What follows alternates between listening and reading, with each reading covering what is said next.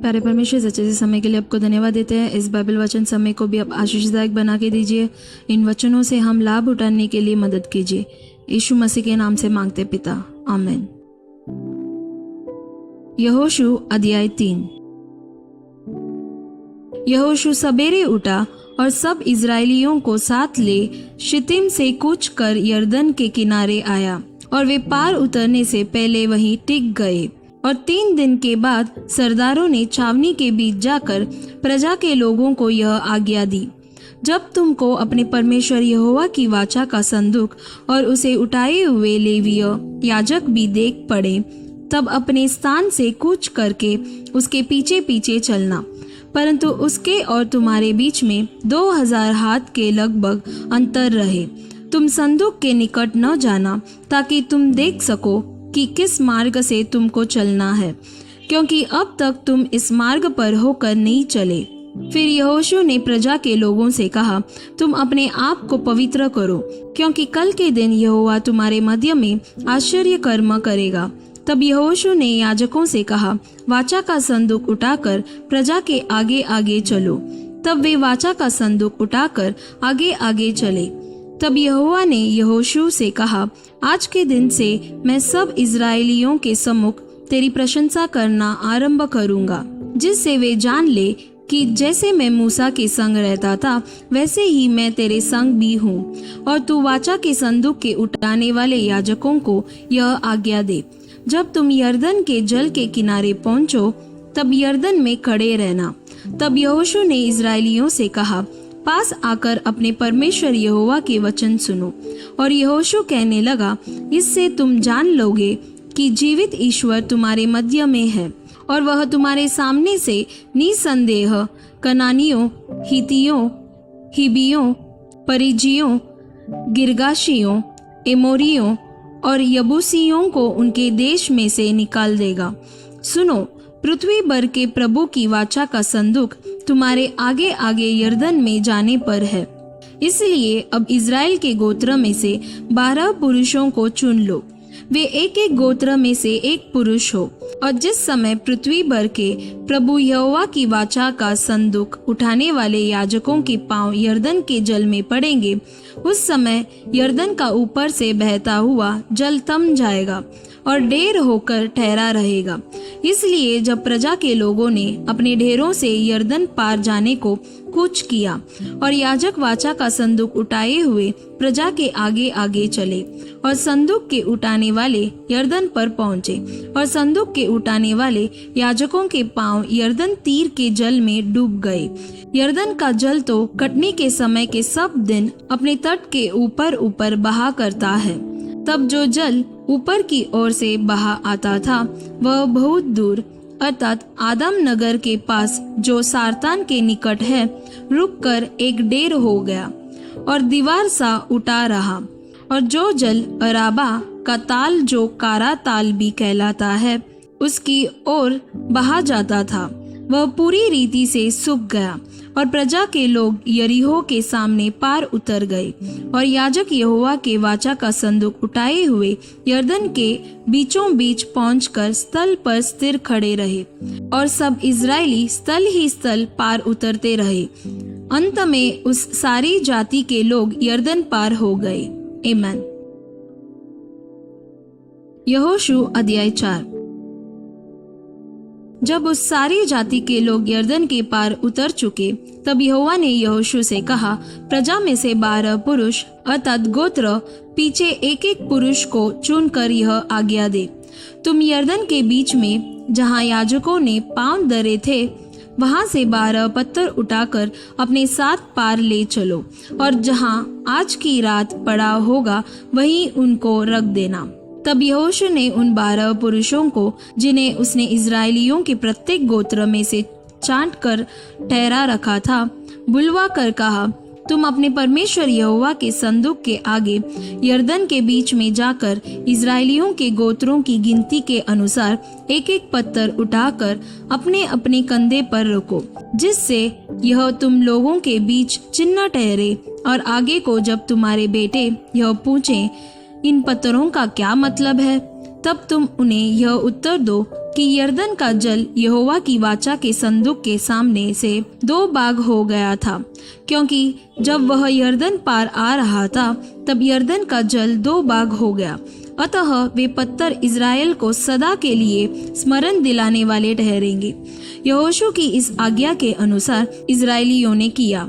जैसा यहोवा ने यहोशू से कहा था, वैसा ही उन्होंने इज़राइली गोत्रों की गिनती के अनुसार 12 पत्थर यरदन के बीच में से उठा लिए और उनको अपने साथ ले जाकर पड़ाव में रख दिया। और यरदन के बीच जहाँ याजक वाचा के संदूक को उठाए हुए अपने पांव धरे थे, वहाँ यहोशू ने 12 पत्थर खड़े कराए। वे आज तक वहीं पाए जाते हैं। और याजक संदूक उठाए हुए उस समय तक यरदन के बीच खड़े रहे जब तक वे सब बातें पूरी न हो चुकी जिन्हें यहोवा ने यहोशू को लोगों से कहने की आज्ञा दी थी। तब सब लोग फुर्ती से पार उतर गए। और जब सब लोग पार उतर चुके तब याजक और यहोवा का संदूक भी उनके देखते पार हुए। और रूबेनी, गादी और मनश्शे के आधे गोत्र के लोग मूसा के कहने के अनुसार इज़राइलियों के आगे पांति बांधे हुए पार गए, अर्थात कोई 40,000 पुरुष युद्ध के हथियार बांधे हुए संग्राम करने के लिए यहोवा के सामने पार उतरकर यरीहो के पास के अराबा में पहुंचे। उस दिन यहोवा ने सब इज़राइलियों के सामने यहोशू की महिमा बढ़ाई, और जैसे वे मूसा का भय मानते थे वैसे ही यहोशू का भी भय उसके जीवन भर मानते रहे। तब यहोवा ने यहोशू से कहा, साक्षी का संदूक उठाने वाले याजकों को आज्ञा दे कि यरदन में से निकल आए। तो यहोशू ने याजकों को आज्ञा दी, यरदन में से निकल आओ। और ज्यों ही यहोवा की वाचा का संदूक उठाने वाले याजक यरदन के बीच में से निकल आए और उनके पांव स्थल पर पड़े, त्यों ही यरदन का जल अपने स्थान पर आया और पहले के समान तटों के ऊपर फिर बहने लगा। पहले महीने के 10वें दिन को प्रजा के लोगों ने यरदन में से निकलकर यरीहो की पूर्वी सीमा पर गिलगाल में अपने डेरे डाले। और जो 12 पत्थर यरदन में से निकाले गए थे उनको यहोशू ने गिलगाल में खड़े किए। तब उसने इज़राइलियों से कहा, आगे को जब तुम्हारे बाल बच्चे अपने अपने पिता से यह पूछें, इन पत्थरों का क्या मतलब है, तब तुम यह कहकर उनको बताना, इज़राइली यरदन के पार स्थल ही स्थल चले आए थे, क्योंकि जैसे तुम्हारे परमेश्वर यहोवा ने लाल समुद्र को हमारे पार हो जाने तक हमारे सामने से हटाकर सुखा रखा था, वैसे ही उसने यरदन का भी जल तुम्हारे पार हो जाने तक तुम्हारे सामने से हटाकर सुखा रखा, इसलिए कि पृथ्वी के सब देशों के लोग जान ले कि यहोवा का हाथ बलवंत है और तुम सर्वदा अपने परमेश्वर यहोवा का भय मानते रहो। आमीन। रोमियो अध्याय 10।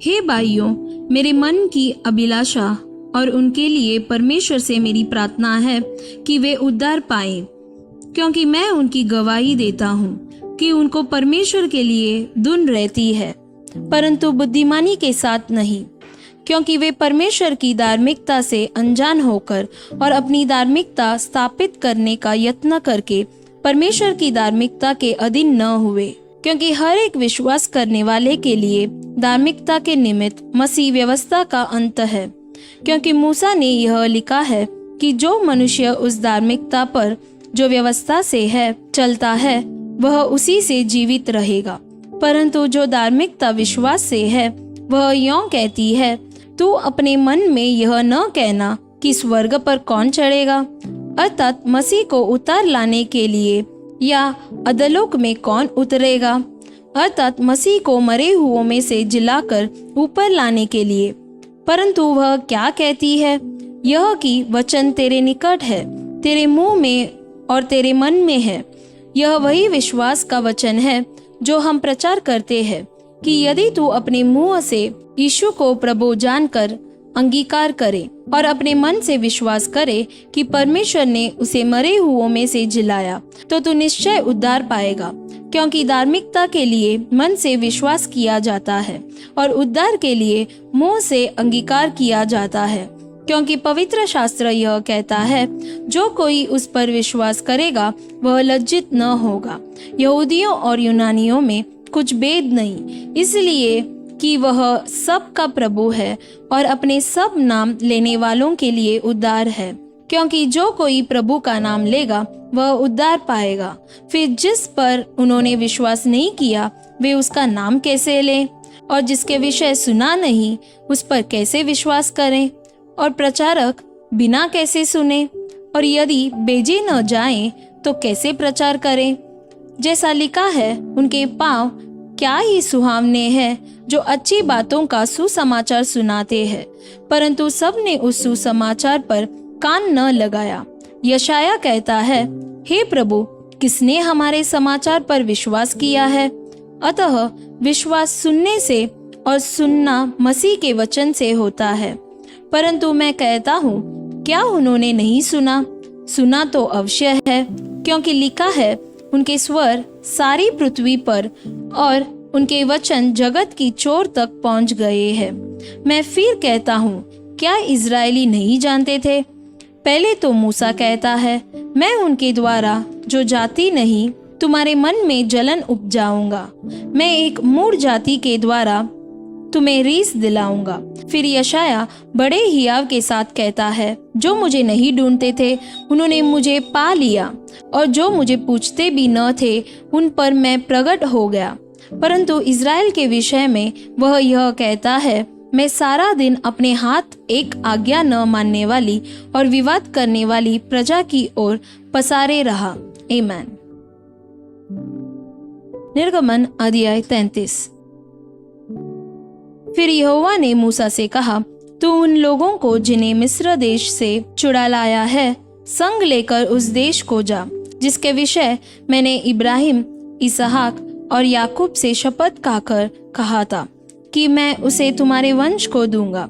और मैं तेरे आगे आगे एक दूत को भेजूंगा और कनानी, एमोरी, हिती, परिजी, हिब्बी और यबूसी लोगों को बरबस निकाल दूंगा।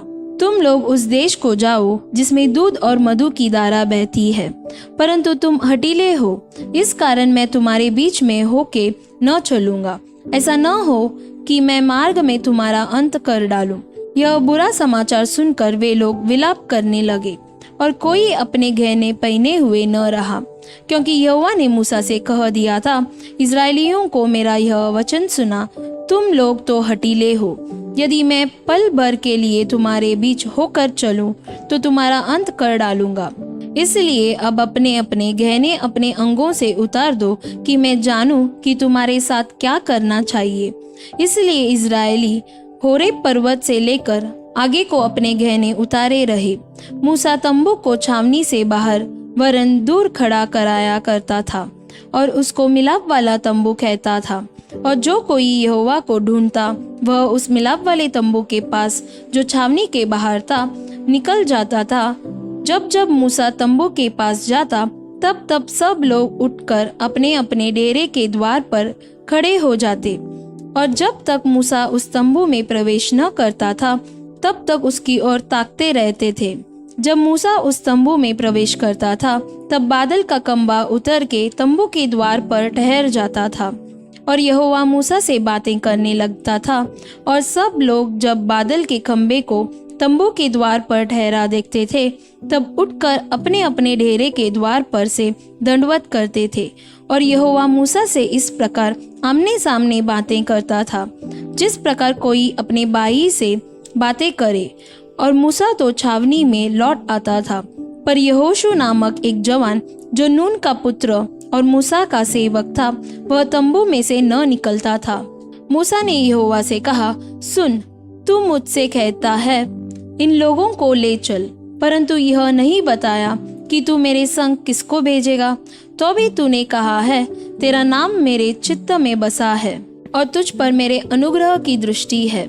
और अब यदि मुझ पर तो अनुग्रह की दृष्टि हो तो मुझे अपनी गति समझा दे, जिससे जब मैं तेरा ज्ञान पाऊं तब तेरे अनुग्रह की दृष्टि मुझ पर बनी रहे। फिर यह भी ध्यान रख कि यह जाति तेरी प्रजा है। यहोवा ने कहा, मैं आप तेरे साथ चलूंगा और तुझे विश्राम दूंगा। उसने उससे कहा, यदि तू आप न चले तो हमें यहाँ से आगे न ले जा। यह कैसे जाना जाए कि तेरे अनुग्रह की दृष्टि मुझ पर और अपनी प्रजा पर है? क्या इससे नहीं कि तू हमारे संग संग चले, जिससे मैं और तेरी प्रजा के लोग पृथ्वी भर के सब लोगों से अलग ठहरें? यहोवा ने मूसा से कहा, मैं यह काम भी जिसकी चर्चा तूने की है करूँगा, क्योंकि मेरे अनुग्रह की दृष्टि तुझ पर है और तेरा नाम मेरे चित्त में बसा है। मूसा ने कहा, मुझे अपना तेज दिखा दे। उसने कहा, मैं तेरे सम्मुख होकर चलते हुए तुझे अपनी सारी भलाई दिखाऊंगा और तेरे सम्मुख यहोवा नाम का प्रचार करूंगा, और जिस पर मैं अनुग्रह करना चाहूँ उसी पर अनुग्रह करूंगा, और जिस पर दया करना चाहूँ उसी पर दया करूंगा। फिर उसने कहा, तू मेरे मुख का दर्शन नहीं कर सकता, क्योंकि मनुष्य मेरे मुख का दर्शन करके जीवित नहीं रह सकता। फिर यहोवा ने कहा, सुन, मेरे पास एक स्थान है, यहाँ तो उस चट्टान पर खड़ा हो, और जब तक मेरा तेज तेरे सामने होके चलता रहे तब तक मैं तुझे चट्टान की दरार में रखूंगा, और जब तक मैं तेरे सामने से होकर न निकल जाऊं तब तक अपने हाथ से तुझे डांपे रहूंगा। फिर मैं अपना हाथ उठा लूंगा, तब तू मेरी पीठ का तो दर्शन पाएगा, परंतु मेरे मुख का दर्शन नहीं मिलेगा। आमीन।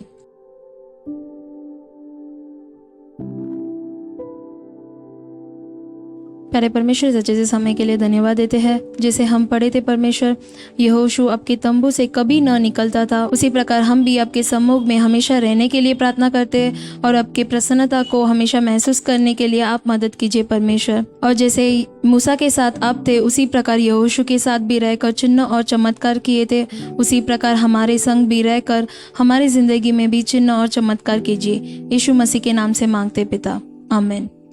God bless you.